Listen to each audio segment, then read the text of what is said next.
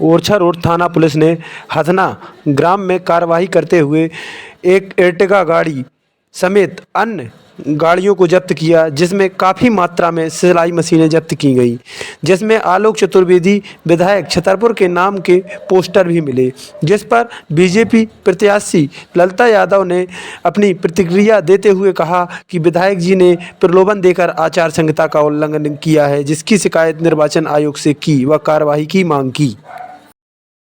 जानकारी के मुताबिक इस कार्रवाई में प्रयुक्त किए जाने वाले वाहन में पुलिस लिखा हुआ था, जिससे यह भी लगता है कि इन मशीनों को ढोने में पुलिस के वाहन का उपयोग किया गया है।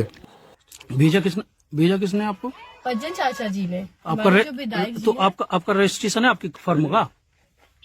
हम लोगों ने तो आए हैं। हाँ। और हम लोग जा रहे थे अभी कैंप लगाने पज्जन चाचा जी की तरफ से। किस चीज का कैंप लगा रहे हैं? सिलाई के लिए। उनका कहना है कि जो महिलाएं घर बैठी हुई हैं, तो वो सिलाई सिखाएं या सीखें कुछ भी, बस इसीलिए हम लोग उन लोगों ने हमें लगवा पकड़ी गई है। महिला को सिर्फ ट्रेनिंग दी जा रही थी और विधायक के पोस्टर लगे थे वहाँ महिलाओं को ऑर्गेनाइज करने के लिए, मतदाताओं को ले जाने के लिए इस तरह की हरकत। देखिए, लगातार जब से आचार संहिता लागू हुई उसके बाद भी विधायक आलोक चतुर्वेदी जी ने आचार संहिता का उल्लंघन किया। जगह जगह उनने जब सम्मान किया, पैसे बांटे, कपड़े बांटे, तो मैंने ये सोचा कि चलो ठीक है। मैंने इसलिए नहीं बोला कि हमारे शहर के सब संभ्रांत लोग हैं, इसलिए मैंने एक शब्द भी नहीं कहा। आचार संहिता के बाद भी ये हुआ, लेकिन कई दिनों से 2-4 दिन से पता चल रहा था कि गांव-गांव में लड़कियों को भेज के मशीन बांटने का और ट्रेनिंग देने का काम किया जा रहा है। इनके द्वारा एक लिस्ट बनाई जा रही है जो आचार संहिता का उल्लंघन है। प्रलोभन देने के लिए 1 महीना से लगातार प्रलोभन दे रहे हैं हमारे वोटरों को।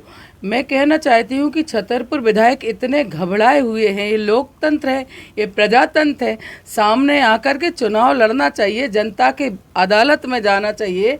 आप 5 साल यहाँ के विधायक रहे हैं, जनता की अदालत में पहुँच के वहाँ जाके वोट मांगना चाहिए।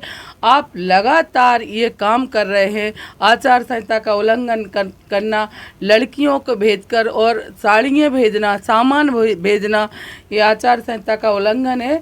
और ये इतने डरे हुए हैं। लोकतंत्र है, इस लोकतंत्र में कितने ही चाहे उद्योगपति आप हो, ये नहीं चलता। इतने डरे हुए हैं कि ये लगातार प्रलोभन देने का काम कर रहे हैं। इसलिए जो आज मीडिया के माध्यम से भी मुझे सूचना प्राप्त हुई कि वहाँ पर ये हथना में, रामपुर में मशीनें बांट रहे थे, लड़कियाँ भी थी, लड़कियों की वीडियो भी है। उन्होंने कहा भी है कि पज्जन चतुर्वेदी जी ने हमें भेजा है ट्रेनिंग देने के लिए, मशीन बांटने के लिए। तो निश्चित ही हमारा निर्वाचन जो अधिकारी है और पूरा प्रशासन, चुनाव आयोग, इन पर कार्रवाई करना चाहिए ताकि ऐसे कृत्य आगे से विधायक ना कर सकें। गाड़ी मिली है वहाँ पे उसमें पुलिस लिखा हुआ है। मैं वही तो कह रही हूँ कि गाड़ियों पे पुलिस लिख करके, क्योंकि लोग ये जाने कि पुलिस की गाड़ी है, उसमें मशीनें रखी हैं, गाड़ी के पीछे मशीनें रखी हैं, लड़कियाँ वहाँ इनका बैनर लगा के वहाँ पर मशीनें बांटी जा रही, लिस्ट बनाई जा रही है। सब ये आचार संहिता का उल्लंघन है और विधायक आलोक चतुर्वेदी पर इस पर कार्रवाई उन पर होना चाहिए। शिकायत देंगे? बिल्कुल शिकायत देंगे, क्योंकि आप लोगों ने, मैं तो मीडिया के माध्यम से कहती हूँ, लिख के भी शिकायत दूंगी। और पहले भी मैं आगाह कर चुकी थी आज जिला प्रशासन को, निर्वाचन अधिकारी को, कि गांव-गांव में मशीनें बांटी जा रही हैं, गांव-गांव में खेल ग्राम से भी सामग्री बांटी जा रही है। और जिला प्रशासन और निर्वाचन अधिकारी को चाहिए कि इनके खेल ग्राम, सेवा ग्राम, सब जगह की वीडियोग्राफी कराई जाए, क्योंकि ये इनका 1-1.5 महीने से कृत्य चल रहा है।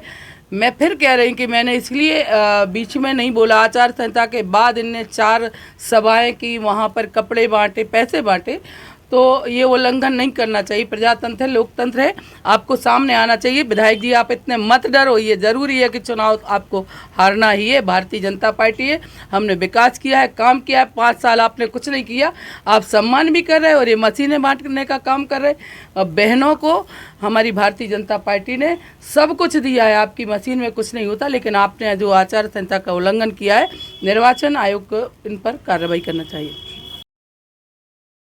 के पास आपके पोस्टर मिले हैं, बताया जा रहा है कि आपके द्वारा मशीनें बांटी गई हैं, क्या कहना है आपका? देखिए, मुझे भी तो कुछ जानकारी लगी है, लेकिन मेरा एक जनसेवा का कार्यक्रम आज का नहीं है, ये अनेक वर्षों से चल रहा है और ये कार्यक्रम निरंतर जनसेवा के जो हैं ये मैं चलाता रहता हूँ। मेरी एक जो कमेटी है, टीम है, उसके द्वारा पिछले काफ़ी समय से सिलाई प्रशिक्षण का काम शुरू किया गया था कि मैं अपनी माताओं, बहनों को, बेटियों को स्वरोजगार और स्वावलंबी बनाने का जो प्रयास कर रहा था, उसके लिए ये प्रशिक्षण शिविर चल रहे थे। लेकिन कुछ लोगों को उसमें, या यूँ कहूँ कि ललिता यादव जो भाजपा प्रत्याशी हैं, उन्हें अपनी बेटियों और महिलाओं को प्रशिक्षित किया जाए, ये उन्हें रास नहीं आया। उन्होंने इसकी शिकायत की और या वहाँ पर उस चीज़ को उन्होंने बंद कराने की कोशिश की है। और ये मैं समझता हूँ कि अगर हम अपने क्षेत्र के बेटे बेटियों को लिए कुछ कर रहे हैं और उसमें अवरोध पैदा कर रही हैं, तो ये उचित नहीं है। रहा सवाल दूसरा, मेरे सुनने में एक बात और भी आई है कि आप लोगों को भी मालूम है, अनेक वर्षों से रसोई चल रही है जिसमें वो ज़रूरतमंद लोग भोजन करने जाते हैं जो भोजन पा रहे हैं।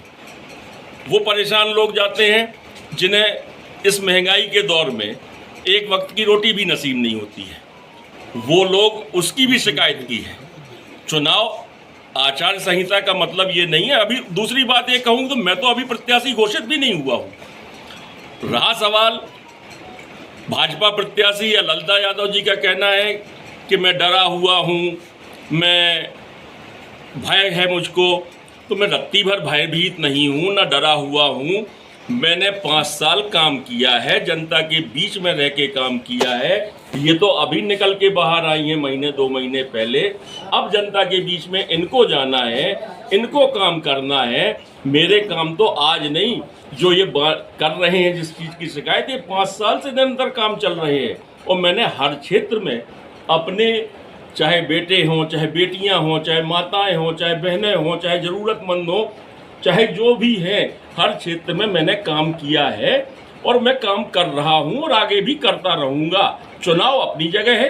जिस दिन प्रत्याशी घोषित हो जाऊंगा, जिस दिन नामांकन भर दूंगा, उसके बाद से मैं ऑफिशियली जब डिक्लेयर हो जाऊंगा तो मेरी ये सारी चीज़ें जो कार्यवाही हैं या जो आचार संहिता के नियम है वो मेरे ऊपर लागू होंगे, उनको मैं पूरी तरह से पालन करूंगा। कार्रवाई के विषय में मीडिया ने जब नायब तहसीलदार से पूछताछ की तो वह सवालों से बचते नजर आए।